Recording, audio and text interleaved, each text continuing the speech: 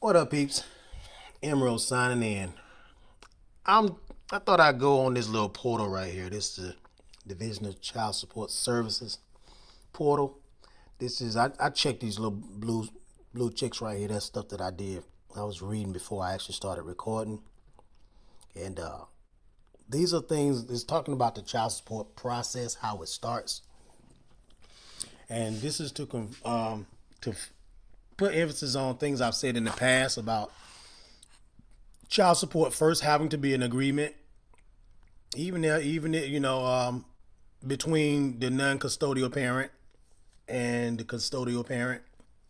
We're gonna use those commercial terms, so nobody try to go in the comments trying to tell me to look up the definition of a parent and all this. I know this stuff. Okay, I'm using it for the sake of so I'm keeping it simple. Okay, sometimes we overthink things when we're sitting here trying to learn this stuff. We're overthinking these terms. We know the commercial term. This is all commercial. This is strictly business anyway, so I'm going to use the commercial terms.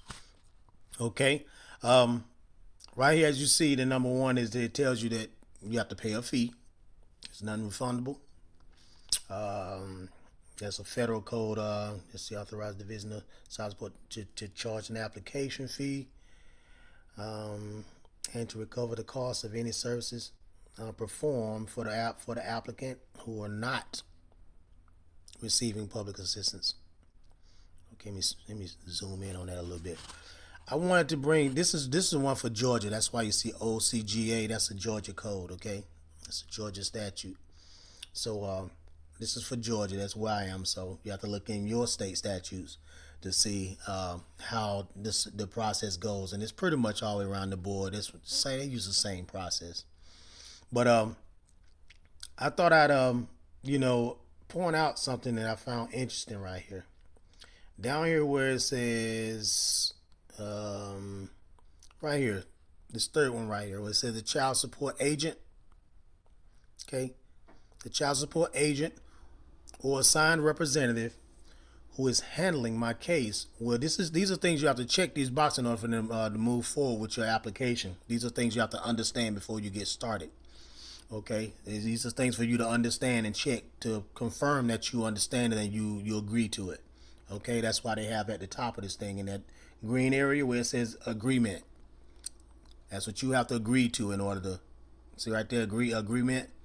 You have to check these boxes. Select the boxes next to each statement once you have read the statement. I hereby contract with the Georgia Division of Child Support Services, DCSS, to provide appropriate child support services. This application constitutes a contract and its terms. Okay, you see this. So whoever's applying for child support, and generally it's the mothers, um, that's they're contracting with DCSS. Okay, with the Child Support Division of Child Support Services. Okay, let's see. This application constitutes a contract and its terms. I understand that DCSS determines which services are necessary for me. If any application fee requires no services will let's if any application fee is required, no services will begin until the fee is paid. Applications will not be accepted from third party applicants filing on behalf of the custodial or non custodial parent. Okay. Now you're gonna check he or she whoever's filed for child support. Applying for child support, they're going to check these boxes before the application even starts. Okay. I think I want to put this thing on airplane mode so nobody won't call and interrupt my damn recording. Hold on a second. Okay, I'm back. I put it on airplane mode. I'd be in the middle of it and be on a roll, and before you know, somebody call me or something. Mess my whole rhythm. I'm out to start over.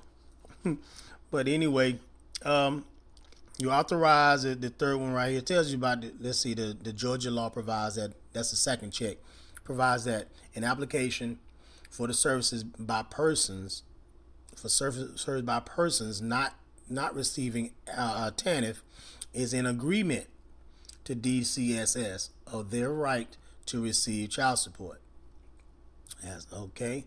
Um, the third one, I'm authorizing DC Division of Child Support Services to locate the non-custodial parent, establish a legal paternity of my child or children, obtain a legal order for child support, including medical insurance for the children, if available at a reasonable cost in accordance with the Georgia law as 19.6/15.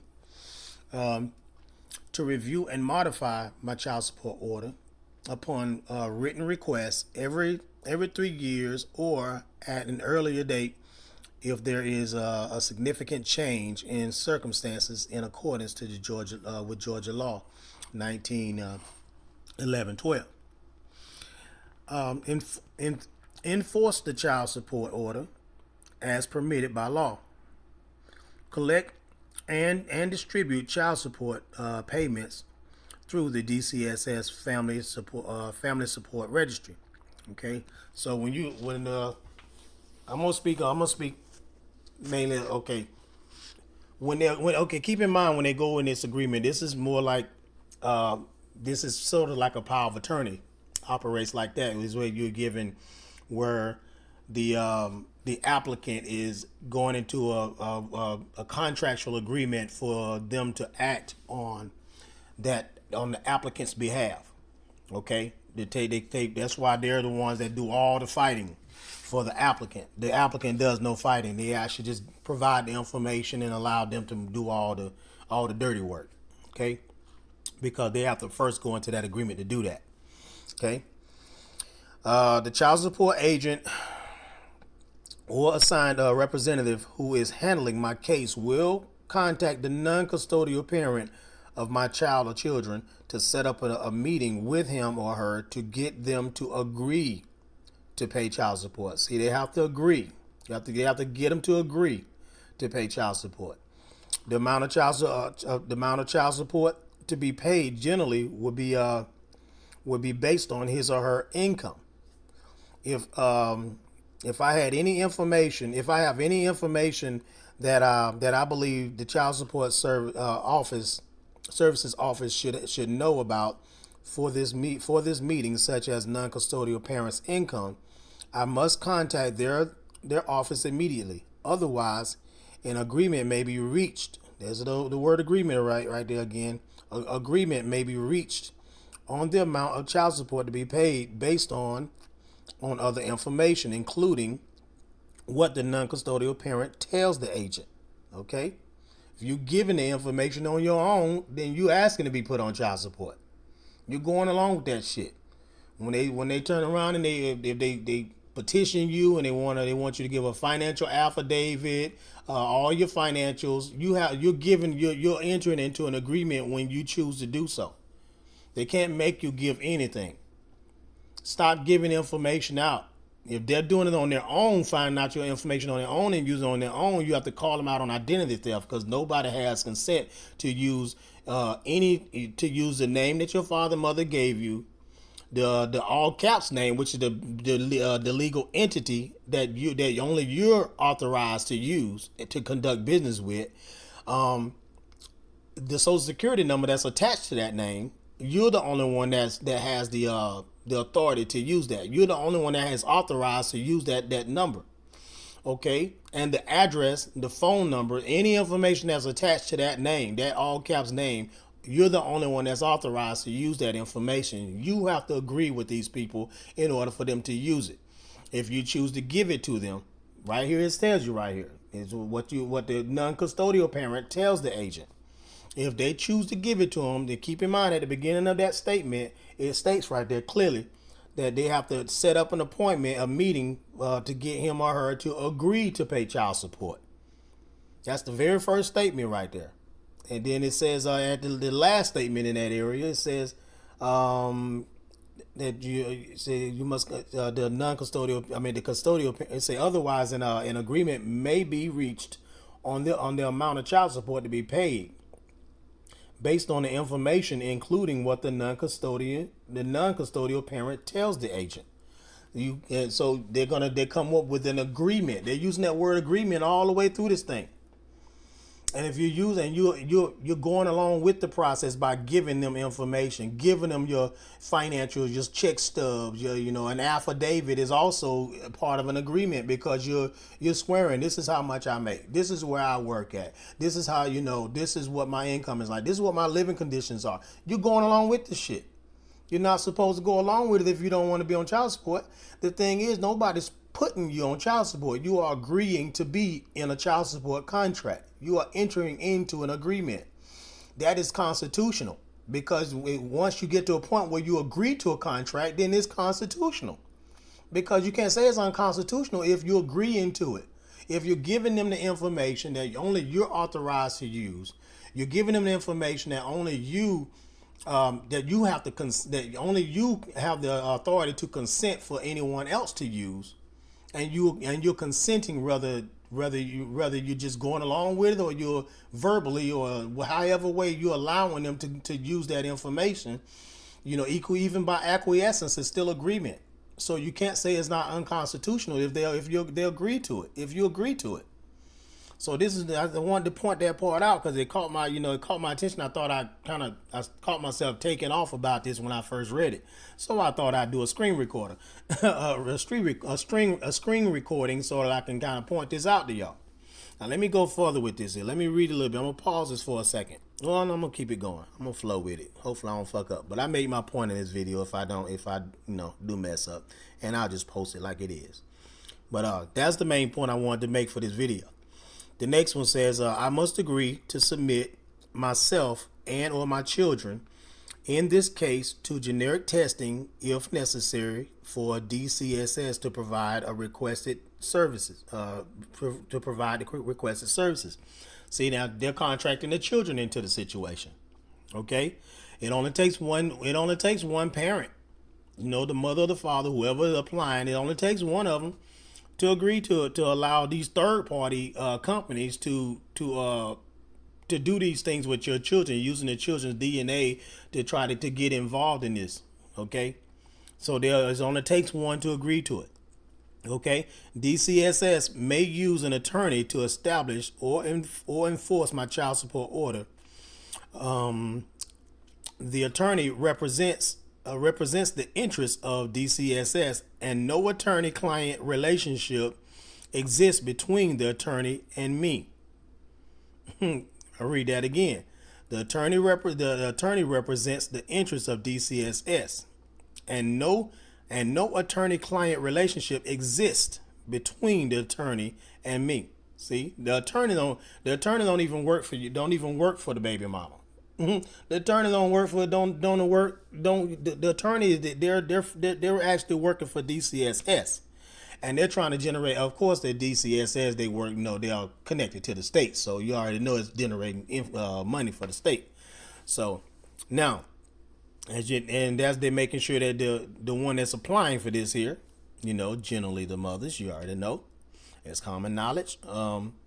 They're not. Their relationship is not between the attorney and the applicant, generally the mom. Okay. Let's see. The attorney cannot handle any other legal matter such as custody or visitation. Okay. That's the Georgia law where it's talking about, where that's pretty much supporting what it just said right there. So they're following the Georgia statutes. They're following the state statutes as far as how they're setting this up. Okay, I must notify DCSS of any changes to my name, address, phone number, or any other information that is needed to properly manage my case and assure prompt mailing of payments due me. Any new information about the non-custodial parent will be provided to assist the location and enforcement of my case against the non-custodial parent. Now, see, they're actually agreeing for you to commit identity theft. Okay, you're agreeing to that. The thing is, it's not identity theft if in the beginning, if you go all the way back up to where it says that if you're getting that non-custodial parent to agree to pay child support, then they're agreeing to the process, because they're also agreeing to that last statement up there, where it says any information, including what what the non-custodial parent tells the agent. So if the non-custodial parent tells the agent all this information, they're agreeing to going along with the process. So if baby mama decide to want to use your information after when you going along with it anyway, everybody's on the same accord. DCSS, the mother and the father of the children, and the attorney, they're all on the same accord. That's a contractual agreement. Okay, a contract does not exist until there is agreement. Unless you agree. If you don't agree, then you should not be given no information. You should put it in writing and make it clear that you do not consent. You do not agree to any type of child support, any type of services, or the use of any of your name, your social security, not your name, the name of the social security number of the all caps name, which is the business entity that they're using to conduct business. You don't consent to it. You're making sure the reason why I tell people to register the name is that's actually evidence, and that's evidence that you are, you're recognizing that you are not the name itself. That's a business entity that you're using to conduct business. And when you're registered according to your state statutes, you can get a certified copy of that and submit it into your court case as evidence, proving that you're not, proving that you're operating, you're proceeding into this case as the authorized representative, or the, whatever it is that you call yourself in relation to that, in connection to that name in all caps. Okay. Some people may use authorized representative, the general executive of the estate. They would use, they use different things like that. I've used both of those. So, I wouldn't want to use, you want to put that in your registration statement. Make it in, you basically, that's the title that you are actually using, and with respect to that name. And you can use a certified copy of that to show that that you have actually registered according to the state requirements, so that you can conduct business through that name. Okay, but if there's no contract or no contractual agreement, then they're not authorized to use that name, the number, none of that stuff that's connected to that name. There has to be an agreement. Okay, and if you don't agree with the terms of their contract, or you don't want to use their services, then you have to put that in writing. You have to make it clear. Okay, let's see. I did that repeatedly in my case.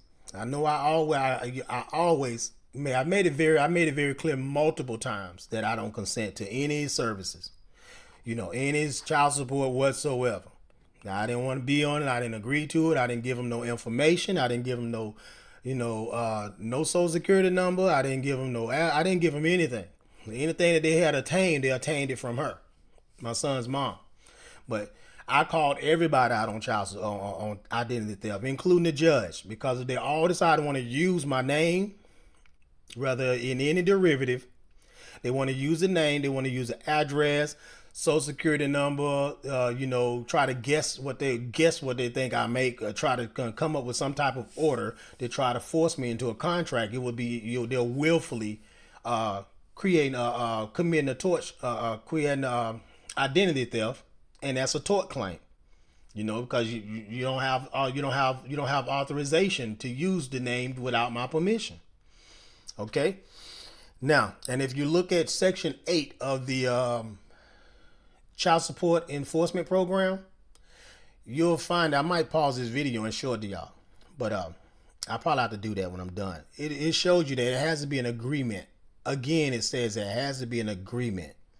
Okay, and the judges are not real judges. They're judge surrogates. They're not real judges. They are officers of the court. Okay. Let me stay on point, but I'll go back to that. So I'll pause the video and I'll just go find that and bring it to you. Okay. So hold tight. Let me go back to this here. I must notify DD. Well, I already read that part. The third from the last bullet point. Let's say the blue one anyway. If I do not cooperate with DCSS and my case is closed, I agree to repay any expenses incurring on my behalf. This includes costs of services such as court costs that the child support service office is liable for as a result of the court action being dismissed. If I close my case, okay, DCSS may also close my case for a minimum of 6 months based on non-cooperation. See there? See there? DCSS may also close my case for a minimum of 6 months based on non-cooperation. You have to cooperate with them. Cooperate means to agree. Non-cooperate means you don't agree. Okay? You non-cooperation. That's why my court case is just sitting there. It been sitting there. I never even tried to close it. I never put no motion in there to move to close it, not to dismiss the case. I never did it because I was still trying to get my son back. Okay, so I didn't want her to just leave the state or haul ass with my child. But she about to haul ass with him anyway, so I might as well go and close the damn case. So but if I close the case, she agrees to pay back any kind of court fees or whatever. She gonna have to do that because that's what she agreed to. Okay, so I'm gonna have to. I think I'm gonna go ahead and close that damn case. But anyway, I never read this one before today, so I thought I'd show that. You see that say non-cooperation. I'm gonna read it one last time. DCSS may also close my case for a minimum of 6 months. A minimum of 6 months. They can close it permanently. Say a minimum of 6 months based on non-cooperation. Whenever possible, I should submit my questions or requests for information about my case in writing. This may prevent any misunderstanding of verbal messages and will assist DCSS in investigating and preparing answers to my inquiries. If I have a valid complaint about the way my case is being handled, I have a right to request a formal review by DCSS management. I further understand that please check each statement. Am I gonna go down all these here? I think I should. Disclosure of my circumstances and pleadings or other documents may be filed in a proceeding to force and or to determine child support for my child or children's. Okay. If I believe that disclosure of my information would danger my child's health, safety, or liberty, I may request a hearing under Georgia law, and those are Georgia laws, and may receive a finding of non-disclosure of information. Okay. That's if they feel danger. They don't want to put the address on there because they don't want, non-custodial parent to know where they live or something like that. They feel, they're dangerous, whatever. A lot of times there are false accusations being done at the same time. So, I've never found out where my son's mom lived through the courts at all, ever. It's always been through a private investigator. So, or a third party, I can find out because the city is too damn small for me to not find out. Anyway, to assure the privacy of my case information will only be discussed with me. No discussions can be made with my spouse, friends, or relatives on my behalf. Federal law requires DCSS to intercept state and federal tax refunds to repay past due child support when the non-custodial parent owes past due support. See, DCSS will notify the IRS and the Georgia Department of Revenue to withhold up to the total past due amount from the non-custodial parent's tax refunds. See, they do that stuff once you agree to it. Once they get the child support order established, see, they can't get it established until there's an agreement already. Once there's an agreement, they can move forward with everything they're doing right here. Okay, that's when you agree to pay child support, as it says back up here at the top. You agree to pay child support, Now you're locked into it. Now they can establish an order. Once they get the order, now they can enforce the order. But there has to be an order established before they can enforce anything. They can't enforce anything until they get it established. That's what you have to understand. A lot of y'all get intimidated into agreement.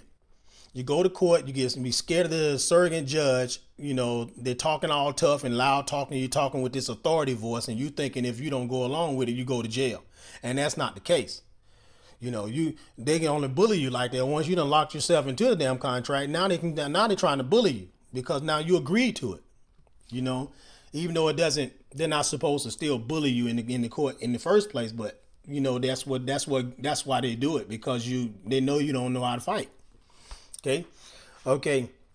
In my order, if my order was issued in Georgia, DCSS is authorized to calculate and collect interest on overdue child support pursuant to Georgia law 7412-.1.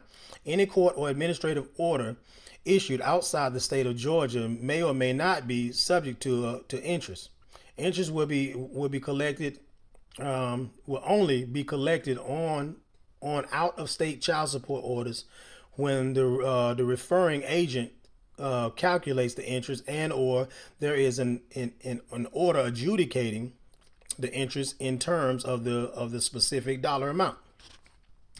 Any federal refunds collected by DCSS will first be applied toward the past debt owed to the state by the non-custodial parent before I receive any portion of the refund.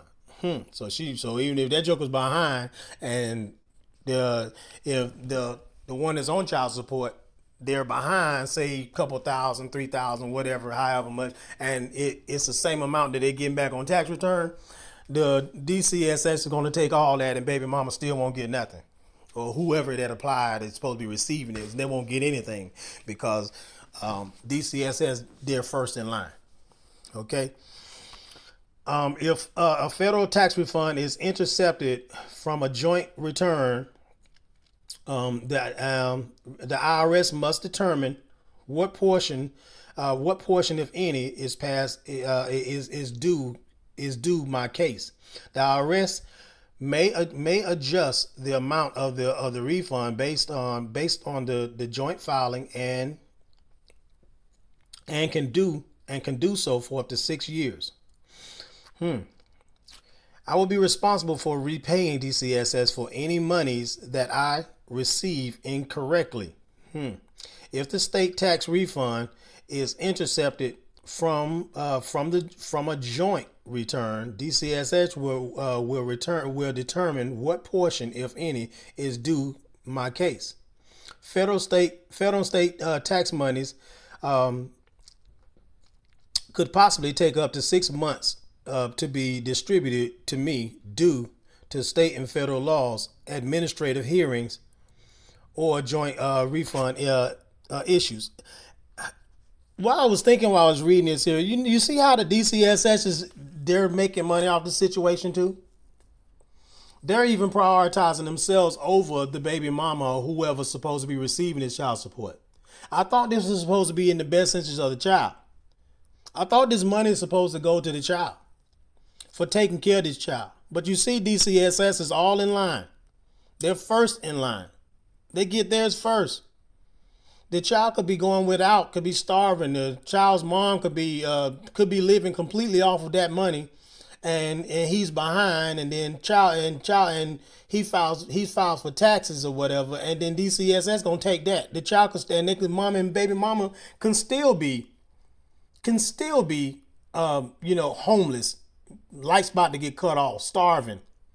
DCSS still gonna take it. Why the hell do y'all get these people involved in y'all business any damn way? I don't understand why mothers like to get these people involved. Most guys don't call these people. Most of them don't do that. But the mothers are the one. I'm talking generally to the mothers right now. Why y'all getting these people involved? You see, they don't give a fuck about the kids. Okay? They really don't give a damn. What they're doing is using our inability to get along, our inability to grow up, to grow the fuck up and do what we're supposed to do when it comes to these children. Our inability to agree privately like we did when we laid down and had these babies, our inability to come to some type of private agreement like adults to monetize the situation is called divide and conquer. Now they're tearing up households and they're monetizing the situation at the same damn time. You see this whole process, and the mothers are agreeing to this shit. They check these boxes, and when they check these boxes, they are agreeing to be handled like that. They're pimping their children, letting these people pimp their children. And a lot of the time, the children don't even know who the fathers are. A lot of times, these random guys getting locked into these contracts. A lot of times, the guys are not even getting a chance to see their kids. Not even having a relationship with their children. They seeing their kids every 4 times out of a month. When they agree to that every other weekend bullshit. I would never agree to that. You give me half or none. I'm not finna play that game. It don't make sense. If you help create a child, help take care of them. And then also when you decide to lay down and have fun, don't mean automatically you both decide to be reckless in the beginning. You both decide to have sex and not be protected. Now both of you should be in the decision making, not just decide one person. Okay, I'm gonna have a baby. Now you're gonna force somebody into fatherhood, and then be mad when he's not a good father. If he don't want to be a good father, what make you think he's gonna be a good father? If he don't even want to be a father in the first place. I'm ranting. Let me take off. Let me keep on. Let me keep going. But it's one of the reasons I fell back from this a little bit, because I put too much passion into this, and I hate the fact that it's destroying cultures. It's destroying communities. These people don't give a damn about none of these kids and how they're really being raised. They don't care about family structure. Father and mothers being together in the household. They don't care about that. If they can keep us all fighting each other and they can monetize the situation, let me read. Okay. The next one. All child support is received and posted at the Georgia Family Support Registry. Based on federal regulations, all payments are prorated by the non-custodial parent's Social Security number. To all cases. I'm gonna read that again. All child support is received and posted to the Georgia Family Support Register. Y'all might need to check the registry, the Family Support Registry in your state. Say, based on federal regulations, all payments are prorated by the non-custodial parent's Social Security number to all cases. Now, if you don't authorize them to use that Social Security number, then why are they using it? They have to have your agreement. They have to agree. They have to get your consent for them to use it. That's what I meant to say. They have to get your consent for them to even use it, to even use that information. That goes back up to the top. They got to get you to agree, and they going by the information that you gave them. Okay. Now, I must notify DCSS if I apply for or receive TANF cash benefits for myself or my children. If I do not, I may receive overpayment in child support that I am not entitled to, and I may have to repay the state. See there? If I receive any child support payment in error, how can the mother receive child support payment in error? If it's for the child, then how is anything she received? How can any of that payment that she received be in error? How? Think about that for a minute. I'm going to start over with that part. If I receive any child support payment in error, DCSS will notify me of the mistake in writing. I understand that I may either repay this entire amount within the time allotted to my notice, allotted in my notice, or I can have the amount taken out in installments. This is something else. from any future child support payments. See there? Unless I object to this action, in installment deductions will be made at a minimum of 10% of each payment, or $10, whichever is greater, until the erroneous payment is paid in full. You see that shit? They all in on it. They all in on it. They make sure they make all the money they can off this situation. All they can off this situation. Okay? If I object in person or by phone, I have the right to an explanation. If I disagree with the explanation provided, DCSH will request an administrative hearing on my behalf with the Office of State Administrative Hearings. I have received and read all program information describing available services, fees, rights and responsibilities, collection policies, and distribution procedures. I am submitting all completed information with this application.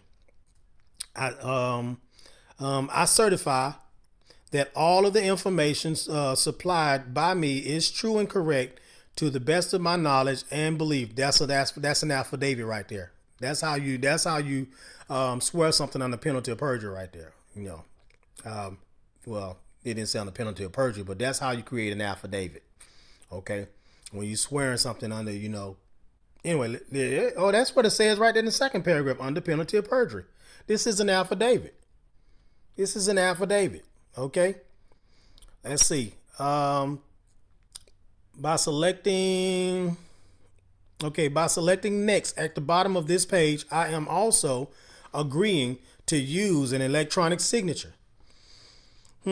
My selection of next constitutes a contract and authorizes the Division of Child Support Services to provide necessary and appropriate services on my behalf.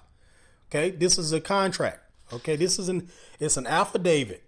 This is an affidavit right here. This is technically like a power of attorney as well, because they got somebody else operating on their behalf for their benefit. This is a power of attorney as well. Under the penalty of perjury, I do hereby swear and affirm that the information I provide on the application for child support services is accurate and true to the best of my knowledge. Okay, say the information I provide on the application for child support services is accurate and true to the best of my knowledge. So whatever they click in next, they're gonna put some information on that thing. Everything they can find, everything that they know to be correct. Okay. To the best of my knowledge. Okay, I understand the criminal penalties for making false statements and false swearing under Georgia law 16-1071 is punishable by fine if of not more than $1,000, or by imprisonment of 1 year or more, or both. I do hereby attest to the truthfulness of the information provided. Okay, so that was an affidavit right there. God damn it, I forgot I went to airplane mode. Hold on a second. Okay, I'm back. Here we go. I went to the next page, hit full services, hit next.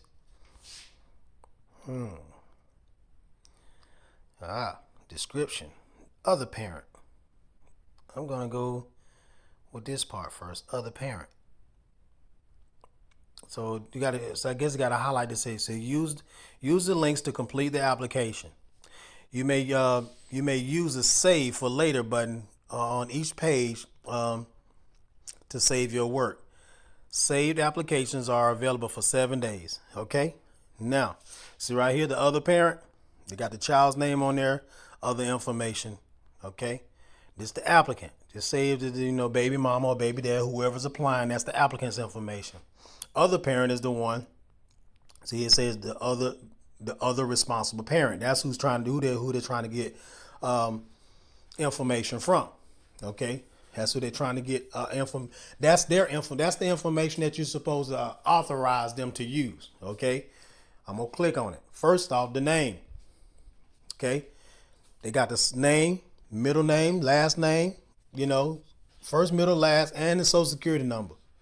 Don't include dashes. See, first and foremost, that's identity theft. If somebody uses that social security number, the name, and any derivative, they use that name or social security number or birthday, all this information right here, it's identity theft if you didn't consent to it. If you're on child support and somebody locked your ass into a contract and you did not give consent on that application for them to use your social security, not your social security number, but the name in all caps, which is the business entity. Okay, that's the business entity that you always do business with. Your driver's license. Driver driving is a commercial word. Okay, that's a commercial act. Look up the legal definition of driving. You'll know that that's a commercial act. That's why the name is in all caps on the driver's license. Okay, the social security number. Look at the social security card. That's why the name is in all caps on there. You'll never see a social security card or a driver's license with the name written in upper lowercase. Upper lowercase represents the natural person. That's a commercial term for the legal part. That's the commercial definition word that they'll use when they're talking about the living man or woman. Okay, the all caps name is an artificial person, which that's the business entity. That's the thing that does not live. The thing that does live is the natural person. That's nature is the key. Is the word in there. Okay. Now, just so y'all understand, the upper lowercase and all caps are two different things. That's why you style your name properly. Okay. Anybody want to write their name in all small letters? That's a whole different topic. They want to do that. I've never seen anything in the laws where it tells you're supposed to write your name in all small letters. So I'm not going to go there with that. Okay. Proper style is upper lowercase, where only the first letter is capital. Okay. That's it. Now, right here, if they put the first, middle, and last name on there, they put your name in. They put your name in there, and their computer system gonna have your name generated in all caps anyway. Most likely, that's how they're gonna do it. Let me see. Oh, no, I better not mess with that because they're gonna mess around it. It's gonna probably say some stuff on there. But anyway, they got names on there. Hold on a second. Okay, I thought I almost did something I ain't need to be doing. But anyway. As you can see right here, they need that name. They need that information on there. Okay, that's the name. They got the name, the social security number, birthday. I'm backing up to previous. Insurance. They want to know the rent, medical insurance. All this information. It's information that nobody gave authorization for them to use. They use it on their own. I don't get scared because somebody knows where I work. Somebody knows how much I make. Somebody knows my social. I'm saying because that's what we're used to saying. But the social security number is not my social security number. It's the social security number that I'm authorized to use. It's connected to the name that I'm authorized to use to conduct business, and only I have to give consent for anyone else to use it. That's what power of attorneys do. When you want somebody to act on your behalf, you give them authority, authorization to use it, to use that information. Take for example, I'm my father's caregiver. Okay, I have a power of attorney over his finances and over his medical decisions. Okay, so I'm able to access his bank account. I'm able to do things, to use his finances to help take care of him. Or whatever I need to do to try to help make sure he needs he has what he needs to make a comfortable living. As far as making medical decisions for him, I can do that. I have a power of attorney put in place to do that. Okay, that's exactly and that's why I'm authorized to use his social security number that's attached to his all caps name, because he gave me authorization to use those things. That's what they're doing. Okay, when you agree to be on child support, to be in these child support contracts, you're agreeing to let these people use your information so that they can they can bring hell to your life. You agreeing to their services. You're not supposed to give them shit. If you don't want to be locked in a contract, you don't give them shit, and you make it known that you don't agree to it. You don't agree to it. You don't consent to it, and you just you have to make that. If you have to say it repeatedly in every response, every time they send you anything in writing, in the mail, serve you, don't stop them from serving you. You just respond to it. Because if you try to not respond to it, you try to send it back to them, you want to avoid them altogether, they're gonna put it in the newspaper. They always do it. They always put it in the newspaper. Then you don't even know it's in the newspaper. You just got served. It's called service by publication. So you don't run from being served. You let them serve you, but you respond to it. You just got to respond to it. That's what I would do, because I don't want them to do no sneaky shit. And then before you know it, I'm at my job and I don't work too hard. Don't work too hard weeks, 40 hours a week, 80 hours, every 2 weeks, and end up with a $50 check. I'd be mad as hell. So you don't want to run from them, because they'll be trying to get a judgment without you knowing, through a Service by Publication Act. Doing service by publication. You don't want them to do that to you. So face them. You gotta make sure you don't consent to that stuff. This is all a choice. That's what's called that's what contract law is all about. You have to understand that this is all agreement. Okay? Now, let me see. Back up on this here. See what else it's gonna show. See about you. Let me back up. Let me say save for later. Anyway, I'm gonna go on and stop this video, because I think I made my point in here anyway. Say sorry you did not application and enter the social security number. See that? Sorry we cannot save your application since you have not entered your social security number. Say please do so and then save the application. Okay. Anyway, but I'm not going to do this. I was just really kind of going through this application so you can see what the people are, whoever's applying for child support, what they are required to do in order to even apply. They're committing identity theft from the start. And if you don't call it out in writing, and I'm talking about calling everybody out, call them out by their names in the document, in your response. And I'm talking judge, baby mama, baby daddy, whoever the hell using that information without your consent. You never get, and that including DCSS, whoever the hell that agent is. You never gave them permission to use that shit or process any goddamn, because remember they have to pay $25 to even process it. Who the hell gave you permission to use that information? And you got to call them out on that shit. Be willing to go to court for that shit. Be willing to hold them accountable. If you're not courageous enough to do it, then you might well stop the video and don't go and just, don't even go. Just stop the video right here and don't even listen to no more. Cause you got to have courage to fight this shit. If you don't have that kind of courage, you're too scared to fight. You're scared to speak up.